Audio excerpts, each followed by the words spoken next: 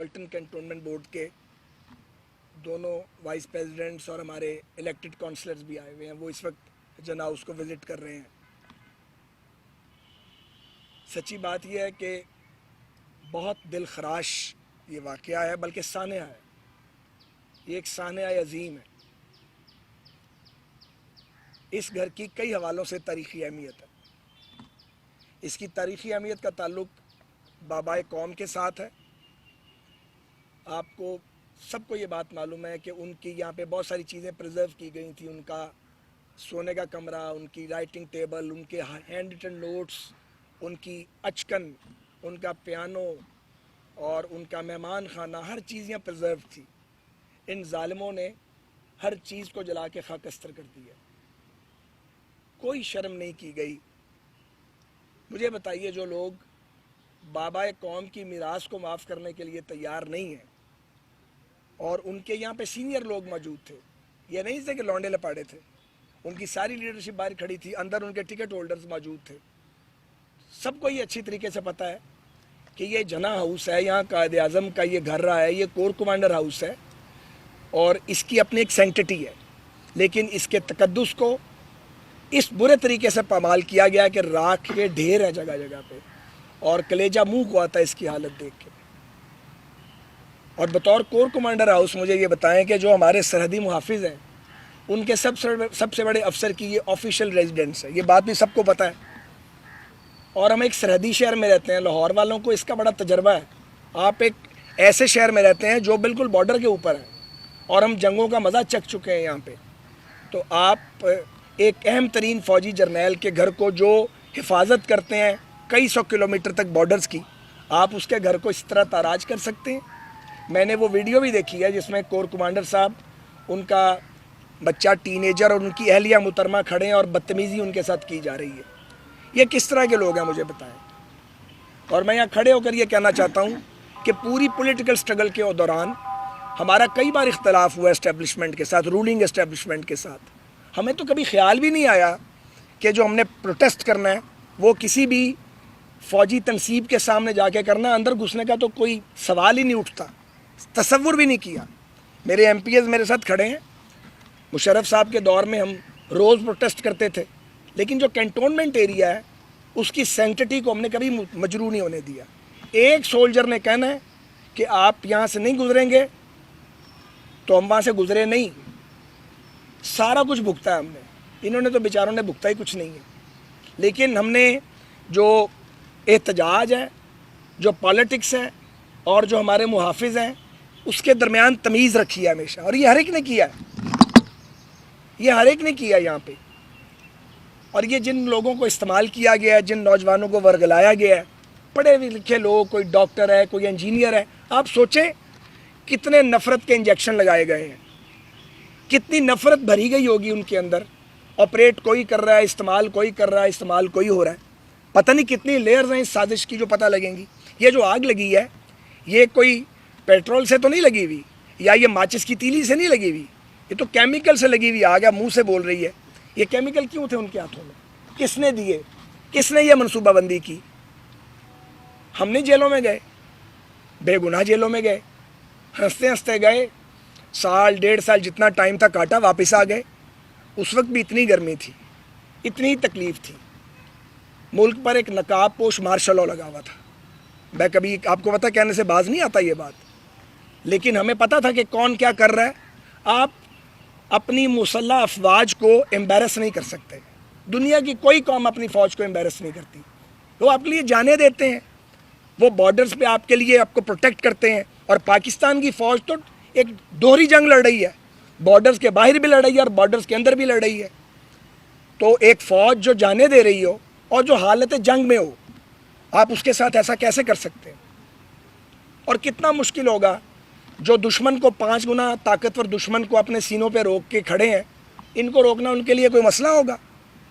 लेकिन मैं ये समझता हूँ कि ये सोचा गया होगा कि कोई बेगुनाह जो है उसकी जान ना चली जाए, किसी गुनाहगार की भी जान ना चली जाए। पर इसका नाजायज़ फ़ायदा तो नहीं उठाया जा सकता, इसको कमज़ोरी तो नहीं समझा जाना चाहिए।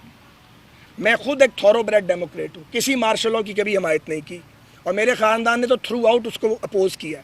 لیکن مجھے یاد ہے جب ایوب خان صاحب کے دور میں 65 کی جنگ لڑی، میرے والد صاحب ان کے سخت ترین ناقد تھے، جیلوں میں جاتے تھے، وار کمیٹی بنی وہ اس کا حصہ تھے، کیونکہ آپ اپنی فوج کو مضبوط کرتے ہیں، قوم اپنی فوج کے ساتھ کھڑی ہوتی ہے، جو لوگ اپنی فوج کو ٹارگٹ کریں ان سے بڑا کوئی بدبخت اور بدقسمت نہیں ہو سکتا۔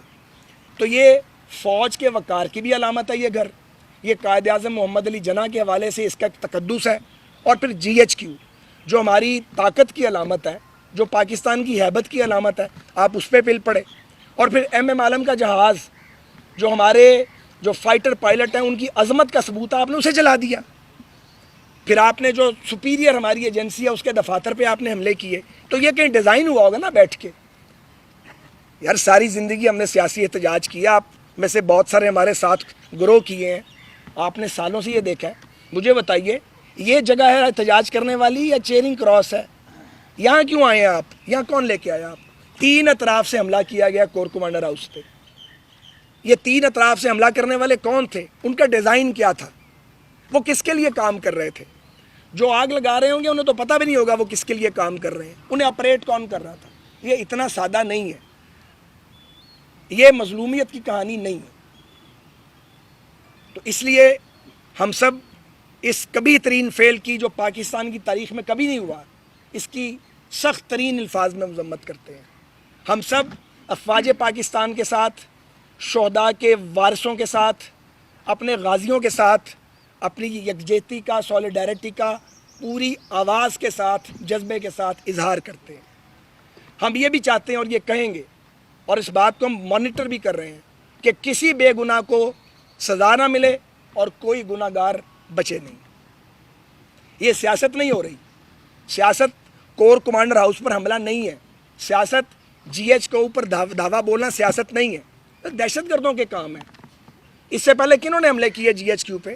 دہشت گردوں نے کیے، جن سے ریاست مقابلہ کر رہی ہے۔ آپ نے بھی وہی کام کیا۔ یہ نہیں ہو سکتا کہ آپ سیاسی غلاف پہن کے وہ کام کریں جو ٹیررسٹ کرتے ہیں، اور آپ کو اس لیے منسٹری مل جائے کہ آپ سیاسی پارٹی کا آپ نے غلاف اوڑا ہوا ہے۔ بڑی عجیب بات ہے یہ۔ تو ایک یقین کریں کہ جن صاحب نے جو ان کے لیڈر ہیں ان کے اور بہت سارے جرائم ہیں، سب سے بڑا جرم یہ ہے کہ انہوں نے ایک پورے نوجوانوں کی ایک نسل کو اس کے دماغوں کو آلودہ کر دیا، زہر سے بھر دیا ان کے دماغوں کو۔ لیڈرشپ کا کام ہے کہ وہ نوجوانوں کو مستقبل کا راستہ دکھائیں، وہ ان کو ٹیکنالوجی کی بات سمجھائیں، وہ انہیں شفافیت کی بات سمجھائیں۔ نوجوانوں کو یہ کہنا کہ تم پل پڑو، سیاسی لیڈر تو جیلوں میں جاتے ہیں، کبھی ٹھیک جاتے ہیں کبھی غلط جاتے ہیں، ایسے تھوڑی کرتے ہیں۔ یہاں تو اس ملک میں نواز شریف صاحب اور ان کی بیٹی سزا کاٹنے کے لیے خود آ گئے تھے، یہاں لوگ پھانسیوں پہ جھولے ہیں، یہاں لوگوں نے جانیں دی ہیں، ذرا ٹھہر جائیں سارے لوگ، یہاں لوگوں نے جانیں دی ہیں۔ تو یہ مجھے آپ بتائیے کہ یہ طریقہ کار کیا ہے اور اس کا کیا جواب ہے ان کے پاس؟ انہیں پوری قوم سے معافی مانگنی چاہیے، ان کی پارٹی اور لیڈرشپ کو معافی مانگنی چاہیے، انہیں اپنی ندامت اور غلطی کا تسلیم اسے کرنا چاہیے برسر عام، پبلکلی اپالوجی کرنی چاہیے قوم سے، افواج پاکستان سے معذرت کرنی چاہیے، کیونکہ یہ پالیٹکس نہیں ہے، یہ احتجاج نہیں ہے، یہ حملہ ہے، یہ دہشت گردی ہے، یہ تخریب کاری ہے، یہ شر پسندی ہے۔ سیاست کا یہ کوئی طریقہ نہیں ہے۔ پاکستان میں بہت سی پولیٹیکل پارٹیز ہیں جنہوں نے مختلف مشکل ادوار دیکھے ہیں، انہوں نے جد و جہد کی ہے، لوگ مارشل لاؤں کے خلاف لڑے ہیں۔ ایسا تو کبھی کسی نے سوچا بھی نہیں جو آپ نے کر دکھایا۔ جو کام انڈیا نہیں کر سکا، جو انڈینز کام نہیں کر سکے، وہ کام آپ نے کر دیا۔ جو TTP نہیں کر سکی کامیابی سے، وہ آپ نے کر دکھایا، سیاست کی گارب میں، سیاست کی آڑ میں۔ تو اس کو قبول بھی نہیں کیا جا سکتا، اس کو تسلیم بھی نہیں کیا جا سکتا، اس کو صرف مسترد کیا جا سکتا ہے، اس سے اظہار برات کیا جا سکتا ہے، اس کی مذمت کی جا سکتی ہے۔ تو میں ایک بار پھر آپ سب اراکین پریس کا شکر گزار ہوں۔ اگر آپ کوئی بات کرنا چاہیں اس حوالے سے تو میں اس کے لیے مذاکرات ہوں گے آپ کے عمران خان صاحب نے کمیٹی تشکیل دے دی ہے کہ تحریک انصاف پر پابندی لگائی جائے، تو اس کے حوالے سے کوئی بات ہوئی ہے کہ مستقبل قریب میں اس کے اوپر وفاقی حکومت کو ایسا فیصلہ سامنے آ سکتا ہے کہ اس پر پابندی لگائی جائے؟ پابندی والی بات میرے علم میں تو کوئی نہیں ہے۔ تو جو آپ نے مذاکرات کی بات کی ہے یہ بڑا اہم سوال ہے۔ پوری قوم کو پتہ ہے کہ مذاکرات کے دور ہوئے، میں اس سارے عمل کا حصہ بھی تھا، اور مجھے یہ کہنے میں کوئی باک نہیں ہے کہ اپنے بہت سے دوستوں کے اختلاف کے باوجود انیشیٹ کرنے والوں بھی شامل تھا، انیشیٹ کیا جن لوگوں نے کہ بات کرنی چاہیے. بات کرنے کا کوئی ماحول ہوتا ہے، بات کرنے کا کوئی ایجنڈا ہوتا ہے. جب وقت تھا اور ہم نے بات کی تو ان کی ٹیم جو تھی وہ بھی ریزنیبل بات کر رہی تھی. بات تو طے ہو گئی تھی، بات طے ہو گئی تھی. بات کیا تھی؟ الیکشن کروانا ہے پورے ملک میں، ایک وقت میں کرانا ہے. وہ تو سب چاہتے ہیں الیکشن ہو، ایک وقت میں ہو، آئین کے مطابق ہو، ٹرانسپیرنٹ ہو. اس پہ تو کوئی اختلاف ہی نہیں ہے. ڈیٹ کا اختلاف تھا، وہ بھی ہم نے تقریباً طے کر لیا تھا. جب ان کی ٹیم واپس ان کے پاس گئی، انہوں نے کہا کہ نتھنگ ڈوئنگ، بند کر دو اپنا ان مذاکرات. اور اگر میں غلط کہہ رہا ہوں تو ان کی مذاکراتی ٹیم میں کچھ لوگ ابھی ان کے ساتھ ہیں، کچھ جو ہیں وہ گھر بیٹھ گئے ہیں، کچھ چھوڑ گئے ہیں. وہ سارے پبلک فگرز ہیں، ان سے پوچھیں، میرا نام لے کے پوچھیں آپ، میں ذمہ داری قبول کرتا ہوں. تو جب مذاکرات کا ماحول ہم نے پیدا کیا، گالیاں کھا کے بھی، وہ تو آپ نے ناکام بنا دیے. اب یہ نہیں ہو سکتا کہ آپ ملک کے وقار کے جو علامتیں ان پر حملہ کریں، آپ دفاعی تنصیبات کو ٹارگٹ کریں، آپ غنڈہ گردی کریں اور آپ سمجھیں کہ آپ دبا لیں گے، اور جب ناکام ہو جائیں تو پھر کیا یہاں مذاکرات کرتے ہیں. وہ ایک کمیٹی بھائی صاحب نے بنا دی ہے انہوں نے، وہ کس سے مذاکرات کرے گی؟ ان سے تو کوئی مذاکرات نہیں کر رہا. سیاسی جماعتوں کو تو وہ چور کہتے تھے، غدار بھی ہمیں کہتے تھے. حالانکہ یہ جو کام کیا گیا یہ غداروں والا کام ہے جو ہم نے کبھی سوچا بھی نہیں. اس لیے مذاکرات کا یہ ماحول نہیں ہے. اچھا قائد صاحب، آپ نے یہ اس وقت جو عمران خان صاحب کہہ رہے ہیں کہ اس کی جوڈیشل انکوائری کرائی جائے تاکہ پتہ چل سکے کون اصل ذمہ دار کون ہے، تو آپ اس طرف کیوں نہیں جاتے؟ انہیں بار بار یہ کوشش کر رہے ہیں، تو اس طرح آپ جب راضی ہو جائیں کہ اس میں وقت کیا مذاکرہ کیا ہے؟ میری ذاتی رائے یہ ہے، سرکار کی کیا رائے ہے مجھے اس وقت اس کا پتہ نہیں ہے. ایک واقعہ جس کے ملزم آئیڈینٹیفائی ہو چکے ہوں، ان کی پوری نیٹ ورکنگ موجود ہو، جو یہاں اندر تو آگے لگا رہے تھے، وہ جن جن کو کالز کر رہے تھے ان کا پورا ڈیٹا موجود ہے. جب ہر چیز کا ثبوت موجود ہے، ریڈ ہینڈڈ لوگ یہاں سے پکڑے گئے ہیں، اندر سے ریڈ ہینڈڈ جو ہیں وہ باہر سے وہ سپاٹ ہوئے ہیں، اس کی کس بات کی انکوائری کروانی ہے؟ ان کے اپنے لوگ کہہ رہے ہیں کہ ہم باہر بھی موجود تھے اور اندر بھی موجود تھے. تو جو قانون ہے، کوئی نیا قانون نہیں بنے گا، جو پرانا قانون ہے اس کے مطابق ہوگا. اور جو ملٹری ایکٹ ہے وہ کوئی آج نہیں بنا، 52 کا آئین ہے. اس کے بعد 97 میں اس کو دوبارہ اس کو ماڈیفائی کیا گیا. 26 سال سے وہی لا آف لینڈ ہے، اور اس لا آف لینڈ سے اگر کوئی انحراف کرے گا تو اپیل کی 3 گنجائشیں ہیں، باقی جگہ 2 ہوتی ہیں. آپ کی اطلاع کے لیے ایک منٹ ملٹری کورٹ ایک جو بھی اناؤنسمنٹ کرے گی، آرمی چیف کے پاس بھی اتھارٹی ہے، اس کے بعد آپ کے پاس ہائی کورٹ ہے، اس کے بعد آپ کے پاس سپریم کورٹ ہے. کوئی نیا قانون تو نہیں بن رہا، کوئی نیا قانون نہیں بن رہا. اور جو لوگ براہ راست ملوث ہیں فوجی تنصیبات پہ حملے کے، آگے لگانے کے فوجی تنصیبات پہ، ان کو کیا کہا جائے؟ قانون میں ان کے لیے جو لکھا ہوا وہ ہوگا. اگر کوئی بے گناہ ہوگا تو قانون کی عدالت سے چھوٹ جائے گا. لیکن یہ نہیں ہو سکتا کہ آپ کو فری جانے دیا جائے کہ آپ کو کوئی کچھ بھی نہیں کہے گا. خواجہ صاحب یہ بتائیے گا کہ یقیناً یہ قابل مذمت واقعات ہے اور دنیا بھر میں ہماری جگہ ضائع کی ہے، لیکن سول انتظامیہ کہاں تھی جس کا کام تھا اس موت کو روکنا؟